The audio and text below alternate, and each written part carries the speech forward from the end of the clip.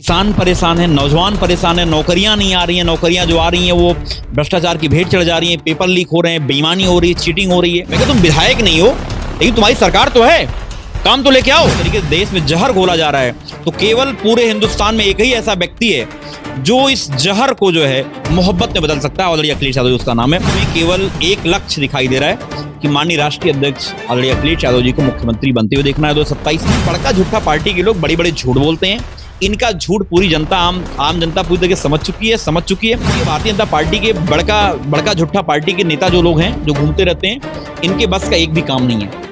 उत्तर प्रदेश का आजमगढ़ जिला और आजमगढ़ जिले में देवारा क्षेत्र पड़ता है गोपालपुर विधानसभा क्षेत्र के अंतर्गत। और अभी हम मौजूद हैं उसी क्षेत्र में। आपको बता दें कि गोपालपुर विधानसभा क्षेत्र की अगर थोड़ी सी जानकारी आपको दे तो एक ऐसा क्षेत्र है, गोपालपुर विधानसभा क्षेत्र में देवारा क्षेत्र पड़ता है, काफी पिछड़ा क्षेत्र है। एक ऐसा क्षेत्र जहां पे आग लग जाती है तो समय पे फायर ब्रिगेड की टीम नहीं पहुंच पाती, अगर किसी की तबीयत खराब हो तो समय से एम्बुलेंस नहीं पहुंच पाती है।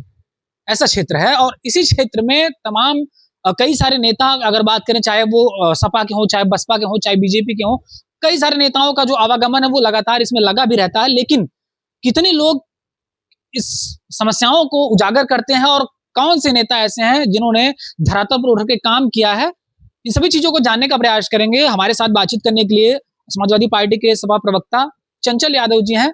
अक्सर बीते कुछ दिनों में अक्सर लोग इनको नाम से नहीं, इनके काम से लोग देखना पसंद कर रहे हैं। ऐसा हमने खुद रिसर्च किया है, सोशल मीडिया पे देखा है और धरातल पर भी देखने का प्रयास किया है। ये कुछ ऐसा नजर आए हैं, क्या इनकी प्रतिक्रिया रहती, कैसे ये रहते हैं। और हालांकि इनके बारे में थोड़ी सी अगर जानकारी आपको दें तो ये बीते कई सालों से एक लोगों का ट्रीटमेंट कराने का कार्य करते हैं। ट्रीटमेंट आप समझ सकते हैं कि जैसे किसी की तबीयत अगर खराब होती है, कोई इलाज के लिए अगर दर दर भटक रहा है, ठोकर खा रहा है, अक्सर देखते होंगे अगर किसी को आजमगढ़ में कोई अगर किसी की तबीयत खराब है, अगर रेफर किया जाता है लखनऊ के लिए, तो सबसे बड़ी समस्या लोगों की ये होती है कि अगर लखनऊ हम जाएंगे तो वहां कहाँ जाएंगे हम। रेफर तो कर दिया गया कि लोहिया अस्पताल में या किसी भी अस्पताल में चले जाइए, लेकिन वहां जाने के बाद आप कहाँ नंबर लगाएंगे, कौन से डॉक्टर को दिखाना है, कहाँ जाएंगे, नंबर कब लगेगा, कौन से पेशेंट कहाँ रहेगा, बहुत सारी गतिविधियां जो होती हैं वो लोग कर नहीं पाते हैं और बहुत सारी समस्याओं को झेलना पड़ रहा है। ऐसे में ये जो चंचल यादव समाजवादी पार्टी के प्रवक्ता हैं, ये लगातार अपने कुछ लोगों को वहां पे लगाए हुए हैं और जिनका भी तबीयत खराब होता है या जो समस्याओं से जूझ रहा होता है, इलाज से ग्रसित होता है और चीजों को जूझ रहा होता है समस्याओं को, ये अपने जो लड़के होते हैं उनसे मिलवाते हैं और मिलवाने के बाद उनका जो ट्रीटमेंट है बहुत ही अच्छे तरीके से करवाया जाता है। उनको बेड मुहैया कराया जाता है, जो भी आवश्यक जो ट्रीटमेंट होता है वो करवाया जाता है। तो कहीं ना कहीं लोग ये सारी चीजों को देखते हैं और इनका मकसद क्या है ट्रीटमेंट के पीछे, क्या ये पॉलिटिकल रूप देना चाह रहे हैं या क्या है, इन सभी चीजों के बारे में जानने का प्रयास करते हैं। सर, सबसे पहले आपका स्वागत है। और जिस तरीके से आप ये ट्रीटमेंट की बात सबसे पहले कर लेते हैं, लोग इसी रूप में आपको लोग ज्यादा जान रहे हैं ट्रीटमेंट के रूप में कि चंचल यादव हैं, बहुत ही अच्छा काम कर रहे हैं, सराहनीय कार्य कर रहे हैं। किसी की तबीयत खराब होती है तो चंचल भैया हैं हमारे, चंचल भैया को फोन करेंगे और तड़ाक से इलाज हो जाएगा। जी जी, देखिए सबसे पहले तो विजय भाई आपका बहुत बहुत धन्यवाद, आपने व्यस्तम समय से निकाल करके हम सबको समय दिया है, तो आपका स्वागत है। दूसरी बात जो आपने कहा कि ट्रीटमेंट की बात है, मैं सच में जब मैं लखनऊ 2011 में रहना शुरू किया, मैं आफ्टर MBA फिर नौकरी भी किया, उस दौरान 2011 से लगातार मैं लखनऊ था। तो मेरे पिताजी स्वर्गीय भरत यादव जो लगातार कई बार प्रधान रहे, जब वो कोई गांव से निकल के जाता था तो पिताजी से बोलता था कि पिताजी जरा प्रधान जी हमको दिखवाना है। तो पिताजी मुझे फोन करते थे कि बेटा जरा इनकी मदद करना है, इनको दिखवाना है, लोहिया में PGI में कहीं दिखवा देना। तो पिताजी क्रॉस चेक भी करते थे कि ये बताओ आप वहां गए थे, चंचल ने आपकी मदद करी कि नहीं मदद करी। उससे पूछते थे, मुझसे पूछते थे कि बताओ तुम कोई दिक्कत तो नहीं, उनको मदद किया कि मदद नहीं किया। उसके बाद उनसे भी जब आते थे वो लौट करके तो उनसे पूछते कि बताओ कैसा तो नहीं मेरा लड़का जो है कहीं शहर का जाके शहर का हो गया है, कहीं ऐसा तो नहीं उसके मन में कोई ऐसा ख्याल हो, जो है कि लोगों की मदद की भावना ना हो। तो क्रॉस चेक करती थी, वो चीज मेरे जेहन में लगातार बनती चली गई। मैं सच बता दूं कि मैं 2011 से लगातार इलाज कराने, 14-15 साल से लगातार ये मैं काम कर रहा हूँ। तकरीबन 1200-1300 लोगों को जो मेरे पास डेटा है, जो मैंने केवल हार्ट का ऑपरेशन कराया है। और मैं बताऊं कि अगर हम बात करें कि अभी आज मेरे पास 7 से 8 पेशेंट भर्ती हैं, 2 कार्डियो में भर्ती हैं, अभी 1-2 न्यूरो में भर्ती हैं, सामान्य मेडिसिन में, सर्जरी में, सब मिला करके वहां पे लोहिया में जो है मेरे तकरीबन 7 से 8 पेशेंट भर्ती हैं आज की डेट में। और ऐसा कोई दिन नहीं जो 15 से 20 पेशेंट की OPD में करवाता हूँ। 15 से 20 पेशेंट की OPD हमारे 6 से लोग जाते हैं, सुबह बस जाती 4 बजे।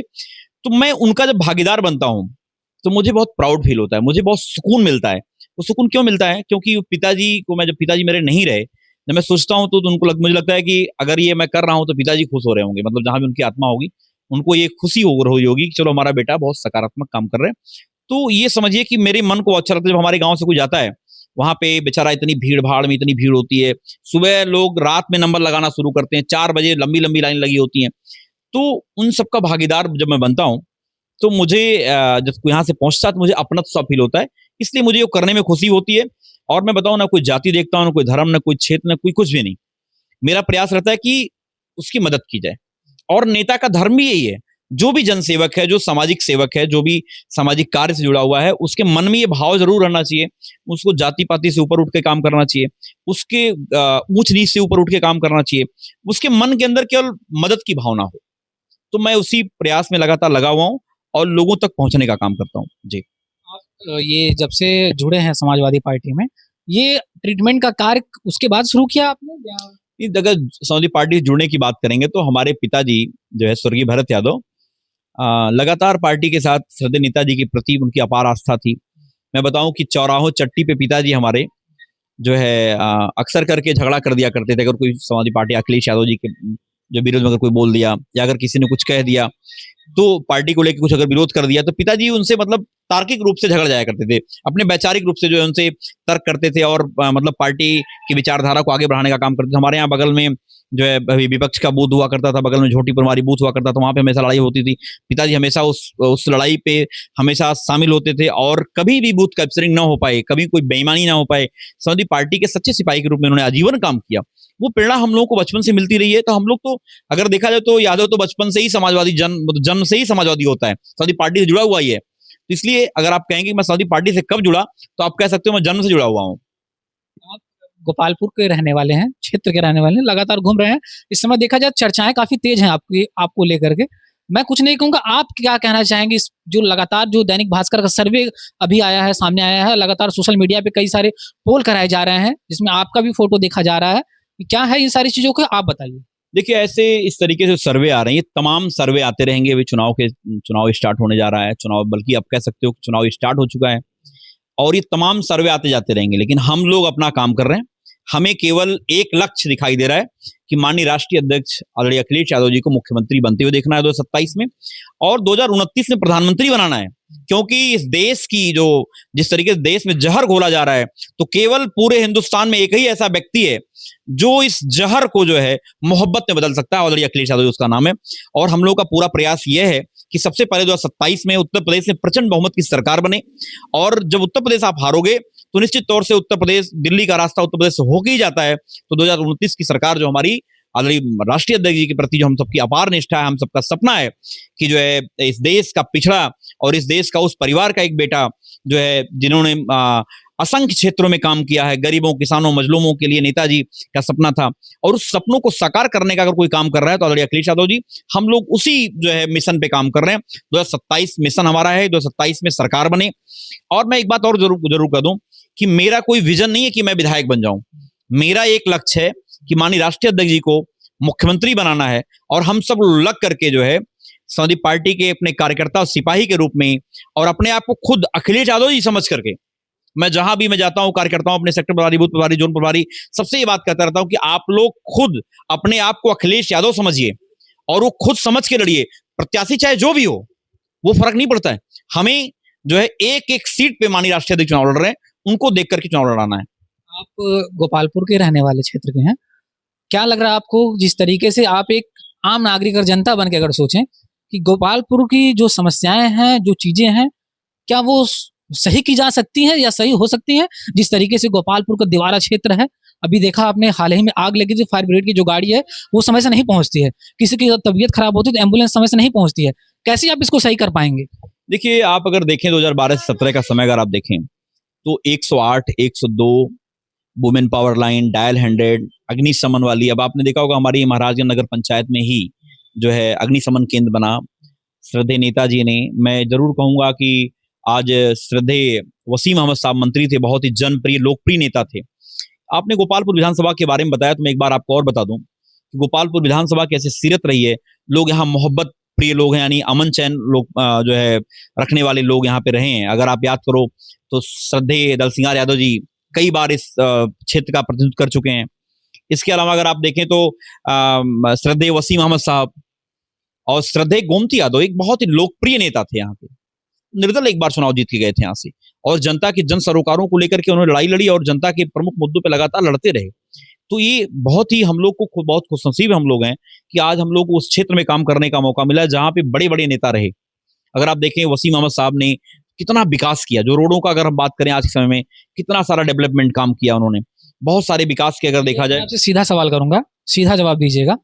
जिस तरीके से देखा जाता है गोपालपुर की जो समस्याएं हैं, अगर कहा ये जाता है लोगों के द्वारा कि गोपालपुर के जो मौजूदा विधायक हैं, अगर समस्याओं के लिए बीते कुछ दिनों में अगर देखा जाए, लोगों को ये कहा जाता है कि अगर हम समस्याओं को लेकर जाते हैं तो वो कहते हैं कि हमारी सरकार नहीं है, आपको मौका मिलता है तो आप भी उसी सरकार से चुनाव लड़ने के प्रयास कर रहे हैं।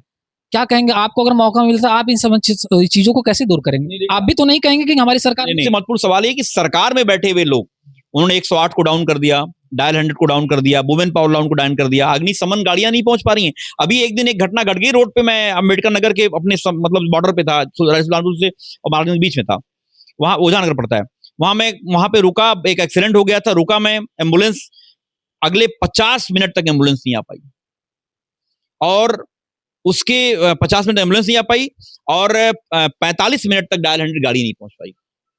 आप बताओ इसमें कोई विधायक क्या कर सकता है? तो विधायक की अपने एक मतलब सीमित जो है क्या नाम है उनकी समस्याएं हैं, उनकी सीमित जो है क्या नाम है बाउंड्री उनकी है, कह सकते हैं। तो ये जरूर है, आपका जो सवाल है, ये सारी समस्याएं तब दूर होंगी 2027 में समाजवादी पार्टी की सरकार बनेगी। मैं एक बात आपको जरूर बता दूं कि समाजवादी पार्टी, आप जिस जिले में बैठे हैं, यहाँ पे समाजवादी पार्टी में विकास के एक एक ईंट पर समाजवादियों का नाम लिखा हुआ है, श्रद्धेय नेताजी का, आदरणीय अखिलेश यादव जी का। इसके अलावा दूसरा कोई काम मुझे बताओ। इसके पहले भी तो कई सारे लोग रहे, 10 साल 12 साल से हमारे जो है क्या नाम है मुख्यमंत्री प्रधानमंत्री जी हैं, और आपको याद होगा यहीं से जो है क्या नाम है 9 साल में हमारे मुख्यमंत्री आदरणीय योगी आदित्यनाथ जी हैं। आप मुझे बताओ कोई काम कर पाए? अभी देखो आप, एयरपोर्ट की जो है फ्लाइट 1 महीने चली, अगले महीने बंद हो गई। अब बीजेपी वाले कहते हैं हमने 10 एयरपोर्ट बना दिए, 12 एयरपोर्ट बना दिए। तो बड़का झूठा पार्टी के लोग बड़ी बड़े झूठ बोलते हैं। इनका झूठ पूरी जनता, आम जनता पूरी तरह समझ चुकी है। मैं एक बात जरूर कहूंगा, समाजवादी लोग जो है विकास में विश्वास रखते हैं। आदरणीय अखिलेश यादव जी ने सिंगल इंजन का सरकार था। मैं आपको बता दूं, राजधानी लखनऊ से लेकर के आसपास एक एक जिले का विकास मैं बता दूंगा आपको, मुझे मेरे पास डेटा है। अभी राजधानी लखनऊ की बात कर लो आप, डायल 100 से लेकर के, सिग्नेचर बिल्डिंग से लेकर के, और आपका अंतर स्टेडियम से लेकर के, अमूल का प्लांट हो, पराग का प्लांट हो, ट्रिपल आईटी हो, शानी अवध हो, प्लासियो हो, और आप आगे बढ़ोगे तो अवध शिल्पग्राम हो। उसके अलावा अब आगे बढ़ोगे एससीएल का कैंपस है, इसके बाद संस्कृति विद्यालय है। उसके और आप आगे बढ़ोगे तो अमौसी से मुंशी पुलिया की मेट्रो है, गोमती रिवर फ्रंट है, लोक भवन है, विद्युत नियामक आयोग की बिल्डिंग है, आपका किसान मंडी बाजार है। इसके अलावा आप बात करो अंकोलाजी भवन है, लोहिया के अंदर जो है एकेडमिक ब्लॉक है, बलरामपुर हॉस्पिटल में 500 बेड बढ़ाने का काम किया, पीजीआई के अंदर लीवर ट्रांसप्लांट की बिल्डिंग बनाई, किडनी ट्रांसप्लांट की बिल्डिंग बनाई, पीजीआई के अंदर जो 30 बेड का इमरजेंसी जो 300 बेड बनाया, उसको रेड जोन ग्रीन जोन करके आपने देखा होगा कभी। इसके अलावा अगर आप बात करो तो मेरी जुबान पे राम सागर मिश्रा के नाम 100 बेड का अस्पताल है, जो 100 बेड का अस्पताल आसियाना में था उसको 300 बेड बनाया लोग बंधु के नाम से आपने। इसके अलावा ऐसे तमाम काम मेरे जुबान पे अभी हैं जो मैं आपको कम से कम आधे घंटे तक बता सकता हूं, और एक एक जिले में विकास की बात बता सकता हूं। चाहे वाराणसी की बात कर लो, गोरखपुर की बात कर लो आप, चाहे अयोध्या की बात कर लो आप, एक जिले का आप नाम बताओगे विजय भाई, मेरे पास एक एक जिले का डेटा है कि समाजवादी लोग क्या क्या काम किए। लेकिन मैं बता दूं आपके चैनल के माध्यम से ये भी चैलेंज कर देता हूं कि भारतीय जनता पार्टी के लोग एक भी काम नहीं कर पाए, एक भी काम नहीं। मैं तो करना चाहता हूं कि आप मुझे बताओ ना कि भारतीय जनता पार्टी के लोग जो बड़के नेता घूम रहे हैं यहाँ पे, बीजेपी वाले फर्जी वाले घूम रहे हैं, उनके पास कोई एजेंडा है क्या काम करने का? अगर जितने भी नेता घूम रहे हैं जो बड़ी बड़ी बातें करते हैं, लफाजी वाली बातें करते हैं, मैं कहता तुम विधायक नहीं हो लेकिन तुम्हारी सरकार तो है, काम तो लेके आओ। अभी निरहुआ से मैंने कई बार अपील किया, मैंने एक बार लेटर भी लिखा, मैंने कहा भाई मैं आपको सबसे पहले क्रेडिट दूंगा, आप हमारे परशुरामपुर की तहसील बनवा दो, जो समाजवादी पार्टी के शासन में स्टार्ट मतलब बात हुई थी बनाने की, सरकार वही बीजेपी आ गई, ये तो बन गई होती हमारे यहाँ तब तक। 10 साल होने जा रहे हैं उत्तर प्रदेश में, गोपालपुर विधानसभा के अंदर लोग निरहुआ का नाम लेते हैं, लेकिन निरहुआ बताएं, आप शासन में हो, इनके एक और विधायक लड़े थे चुनाव, सत्येंद्र राय जी घुमा करते हैं, आपने देखा किस तरीके से हमारी नगर पंचायत में लोकतंत्र का गला घोटने का काम किया। आने वाले समय उनको जवाब भी देगी जनता यहाँ की। मैं उनको भी बताना चाहता हूँ सत्येंद्र राय जी, आप भी आपके चैनल के माध्यम मेरी बात सुन लें। आपके अंदर तनिक भी अगर आपके अंदर विकास के कोई लक्षण हो आप लोगों के अंदर, या आप अगर कुछ काम ला सकते हो जनता के लिए, तो बताओ ना आपने ये काम किया है। गोपालपुर विधानसभा के अंदर आप परशुरामपुर की तहसील, जो हमारे देवरांचल के लोगों की बहुत बड़ी मांग है, जो बेचारा यहां से पहुंचता कितनी दूर जाता है, तमाम लोग पहुंच ही नहीं पाते हैं।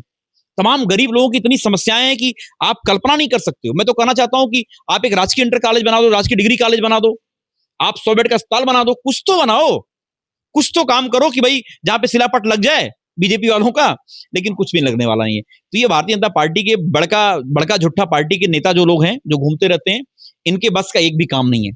आपने तो कई सारे काम गिना दिए, लेकिन अगर देखा जाए तो जिस तरीके से समाजवादी पार्टी है, क्या लग रहा है कि समाजवादी अभी भी समाजवादी है, और जिस तरीके से लोग कह रहे हैं, जैसे कि ओम प्रकाश राजभर का ही माने, वो तो कहते हैं कि पीडीए, वो लोग कहते हैं पीडीए का पूरा नाम ही नहीं उन लोगों को पता है।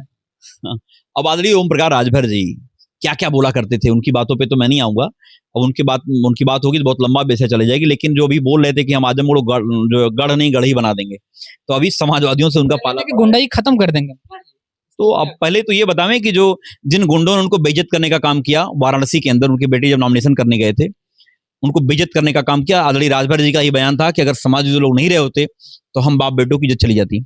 उसके अलावा जब आपने देखा होगा तो जो हमारे गठबंधन हमारे साथ में थे, तब भी उनके ऊपर कुछ लोगों ने हमला किया था, गाजीपुर या बलिया कहीं आसपास, तब भी उन्होंने कहा कि समाजवादी लोग नहीं रहे होते तो हमारी बेइज्जती होती। तो अब समाजवादी लोग जो है, देखिए समाजवादी लोग दूसरों की लड़ाई भी अपनी लड़ाई लड़ने का काम करते हैं।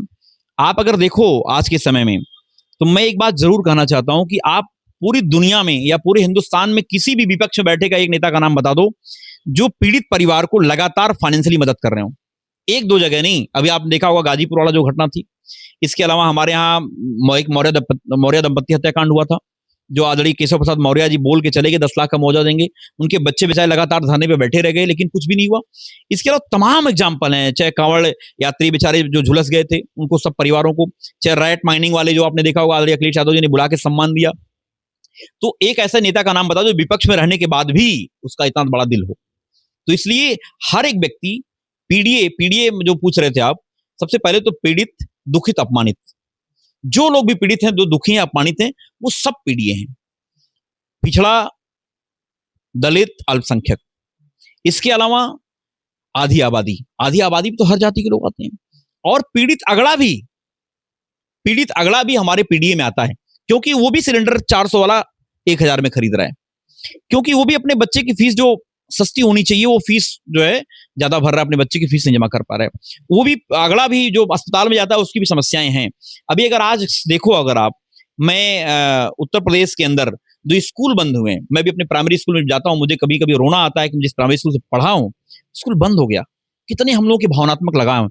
अब बताओ, एक पढ़ा लिखा अगर मुख्यमंत्री होता, अगर हमारे मुख्यमंत्री शिक्षा में विश्वास अगर होता मुख्यमंत्री जी का, तो शायद स्कूल नहीं बंद करते, दारू के ठेके नहीं बढ़ा दिए होते।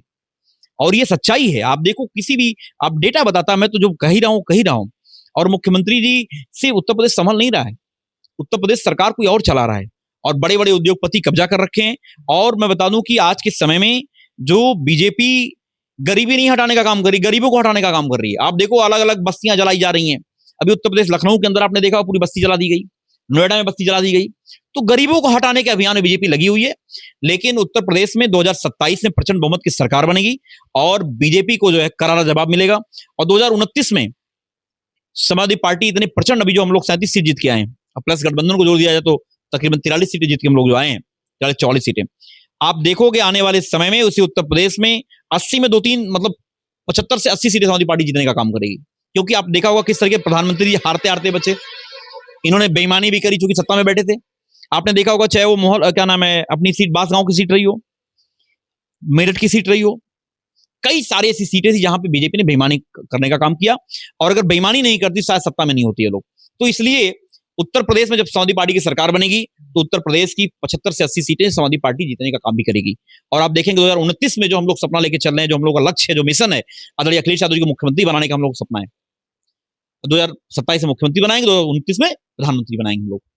विकास को किस तरीके से आप देखते हैं, कैसे विकास होना चाहिए? जो मैंने विकास की बातें कही, मैं तो बीजेपी के प्रवक्ताओं से पूछता भी हूं कि आप बताओ एक कोई काम बता दो, और बाकी जिलों की बात ही छोड़ दो, जो राजधानी जहां मुख्यमंत्री बैठते हैं, एक कोई काम बता दो जिसका मुख्यमंत्री ने शिलान्यास किया हो, जिसका उद्घाटन किया हो। आप बताओ, उत्तर प्रदेश जब हमारी पार्टी की सरकार थी 2 बार इन्वेस्टर समिट हुई और कितने बड़े इन्वेस्टमेंट आए, चाहे वो एचसीएल आया हो, चाहे अमूल आया हो, चाहे पराग आया हो, चाहे उसके अलावा शानियाबाद आया हो, प्लाशियो आया हो, ऐसे तमाम प्रोजेक्ट आए, बता रहा हूँ, नोएडा से लेकर के, गाजियाबाद से लेकर के लखनऊ तक। लेकिन मैं तो पूछता हूं बीजेपी के नेताओं से, भैया कोई एक तो प्रोजेक्ट बता दो जो आपने 6-7 बार इन्वेस्टर समिट करा चुके हो आप, और 40-40, 50-50 लाख करोड़ के एमयू साइन करते हो आप। एक भी कोई धरातल पे है क्या आज के समय में? ये केवल नफरत फैलाने का काम करते हैं। अभी आपने देखा होगा कि इनकी विधायक थी बलिया की, उसने क्या बयान दिया था कि मुसलमानों का अस्पताल अलग होना चाहिए। अब बताओ कितनी बड़ी ये देश को बांटने के वाले लोग हैं जो सत्ता में बैठे हुए आज समय, कितनी बड़ी साजिश है। इसलिए हम सबकी जिम्मेदारी है और आपकी महती जिम्मेदारी है कि हम सब लोग मिलकर के इस देश को बचाएं। पहले देश बचेगा, देश की गंगा जमनी तहजीब बचेगी, जो हमारी सीरत रही है, जो हमारे जो वसूल सिद्धांत रहे हैं, जो प्रिंसिपल ने हमारे जो हमारे असंख्य पुरुषों ने कुर्बानी देकर के इस देश को बचाया है, उन सबकी जो है मेहनत जाया ना हो पाए। इसलिए हम सबकी जिम्मेदारी है कि इन भारतीय जनता पार्टी के फिरका परस्ती ताकतों को उखाड़ फेंकने का काम करना है हमें। आखिरी सवाल, आप जिस तरीके से गोपालपुर के रहने वाले हैं और गोपालपुर की जनता को क्या संदेश देना चाहेंगे? क्या उम्मीद करेंगे कि जनता यहाँ की जो है कैसा प्रतिनिधि अपना चुने? और आप एक मतलब आम इंसान बन के एक बार बताइए कि लोग कैसा चुने? क्या जातिगत बेस यहाँ पे होना चाहिए या बेरोजगारी, महंगाई या रोजगार की समस्या को कैसा क्या देख के लोगों को चुनना चाहिए? कैसा नेता? देखिए, आज के समय में अगर हम देखें तो जनता महंगाई से त्रस्त है, भ्रष्टाचार से त्रस्त है। हर एक व्यक्ति अपने बच्चों को पढ़ाई को लेकर परेशान है। हर एक व्यक्ति में उस जो है इलाज की व्यवस्था को लेकर परेशान है। किसान परेशान है, नौजवान परेशान है, नौकरियां नहीं आ रही हैं, नौकरियां जो आ रही हैं वो भ्रष्टाचार की भेंट चढ़ जा रही हैं, पेपर लीक हो रहे हैं, बेईमानी हो रही है, चीटिंग हो रही है और जातिगत आधार पर भेदभाव बहुत बढ़े हैं। इसलिए यहाँ पर गोपालपुर विधानसभा के लोग बहुत ही सुलझे हुए लोग हैं, बहुत ही अमन चैन प्रिय लोग हैं। यहाँ के लोग आदरणीय अखिलेश यादव जी में पूरी श्रद्धा उनकी है और आदरणीय अखिलेश यादव जी को ही जो है नेता मान करके, प्रत्याशी मान करके लोग वोट करने का काम करेंगे और लगातार करते भी रहे हैं। आने वाले समय में आप देखेंगे कि आजमगढ़ की 10 की 10 विधानसभा समाजवादी पार्टी बहुत प्रचंड वोट से जीतने का काम करेगी। एक बात मैं जरूर कहूंगा, मेरा संदेश रहता है उन तमाम साथियों से कि राजनीति में जो हम लोग सब लोग काम कर रहे हैं, सब लोग सकारात्मक वे में काम करें, जो सकारात्मक वे में काम करें और सबको जोड़ने का काम करें, क्योंकि राजनीति में 1 और 1 11 होता है। और इसलिए सबको ये मान करके चलना चाहिए कि हमें किसी भी सूरत हाल में किसी भी व्यक्ति का निहित स्वार्थ, खुद निज का स्वार्थ से ऊपर उठ करके उससे समाजवादी पार्टी को जिताने के लिए काम करें। हम लोग इसी मिशन पे काम कर रहे हैं और हमारा ये मानना है कि राजनीति में मैं आया हूं तो खुद के अंदर अहंकार नहीं आने दूंगा, खुद के अंदर कोई पार्शियलिटी नहीं आने दूंगा, खुद के अंदर भेदभाव नहीं आएगा, खुद के अंदर कभी जाति की भेदभाव नहीं आएगा, धर्म का भेदभाव नहीं आएगा। और सेवा रूप में मेरा मानना है कि हमें जो है एक सेवक के रूप में शासन करना चाहिए, सेवक के रूप में लोगों की सेवा करनी चाहिए। आपको शासक बनने की जरूरत नहीं है। जब आप शासक बनोगे तो नुकसान होगा, समाज का नुकसान होगा, पार्टी का नुकसान होगा। तो आपके मन के अंदर ये भाव जरूर रहे कि आपको सेवा रूप में आपके अंदर भावना हो और आप जो है लोकतंत्र में आपका विश्वास रहे, लोकतंत्र को मजबूत करने का काम करे, समाजवादी व्यवस्था को मजबूत करने का काम करे। ये संदेश मेरा है और मैं अपने तमाम नौजवान साथियों से कहता हूं कि भाई देखो, ये सरकार बनाने की जरूरत है, नहीं तो बहुत बारी आप देखते हैं कि बहुत सारे लोग कहते हैं सरकार आई देख ले अब की बारी। तो मैं उन तमाम अपने साथियों से संदेश देना चाहता हूं कि भैया ये कहने की जरूरत नहीं है, सरकार आएगी तो सबकी मदद होगी, सरकार आएगी तो हम सब आपके सुख दुख में खड़े होंगे। जो हमारा नेता है, जैसे मान लिया हमारे सेक्टर प्रभारी, बूथ प्रभारी, जोन प्रभारी, जो आप अपने बीच में जाओ तो आप कहो कि सरकार आएगी तो हम सब लोग आपके सुख दुख में खड़े होंगे। ये बोलना हमें, ये नहीं बोलना आपको देख लेंगे। क्योंकि मैं देखता हूं तमाम ऐसे नेता हैं जो अहंकार में जी रहे हैं, वो अहंकार के 7वें आसमान पे अपने आप को समझ लिए। तो ये अहंकार से पार्टी मजबूत नहीं होगी, वो भेदभाव से पार्टी मजबूत नहीं होगी। और हम सब लोग जो है पार्टी इतने सिपाही हैं, हो सकता है किसी पर्सनल एक नौजवान को हो सकता है हमें पसंद ना करता, किसी और पसंद करता हो, तो पार्टी हमारी एक है। हम सबकी निष्ठा, जो हमें पसंद नहीं करता है, जो किसी और को पसंद करता है, उसकी भी निष्ठा आदरणीय अखिलेश यादव जी में है। तो हम सब लोग जो है आदरणीय अखिलेश यादव जी को प्रत्याशी मान करके चुनाव लड़ने का काम करेंगे। एक एक नौजवान साथी हमारा अखिलेश यादव खुद को समझकर चुनाव लड़ेगा, ये हम लोग का मिशन है। बातचीत करने के लिए धन्यवाद। तो आपने देखा, हमने इनसे बातचीत की। ये हमारे साथ बातचीत करने के लिए चंचल यादव जी मौजूद थे। इन्होंने जवाब भी दिया और हमने सवाल भी किया। हालांकि इन्होंने जिस तरीके से जवाब दिया है, और जवाब को देखने के बाद अपनी राय जरूर दीजिएगा। और एक रियलिटी ये है कि अभी यूपी में अगर देखा जाए तो अक्सर करके यहाँ का अगर वोट देखा जाए तो लोग जातिगत देख के वोट करने लगे हैं। हालांकि कुछ पढ़े लिखे जो लोग हैं वो इन सभी चीजों को देख रहे हैं, विकास किसने किया है, किसने विकास नहीं किया है, विकास और मुद्दों को लेकर के लोग वोट करते हैं। लेकिन ज्यादातर लोग अभी भी यहाँ पे ये रियलिटी है कि लोग जातिगत बेस पे वोट करते हैं। अपनी राय कमेंट बॉक्स में जरूर दीजिएगा।